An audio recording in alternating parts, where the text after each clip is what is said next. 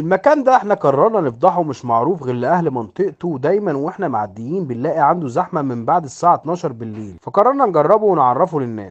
المكان جديد في المنظرة، جمال عبد الناصر بيعمل مشويات طعمها تحفة، اسمه مشويات الريان. صغير بشواية بس، وبيعمل شوية لحوم ومشويات جامدة جدا، وطعمها جامد وطعمها مميز عن أي مكان تاني. عندهم بقى الكفتة والفراخ المشوية والكباب والطرب والصدوق، والعيش بقى بيفرده ويحط الطحينة والخضرة والطماطم وينزل عليه بصوابع الكفتة، ومنظرها جامد وريحتها مهففة وقلب الشارع.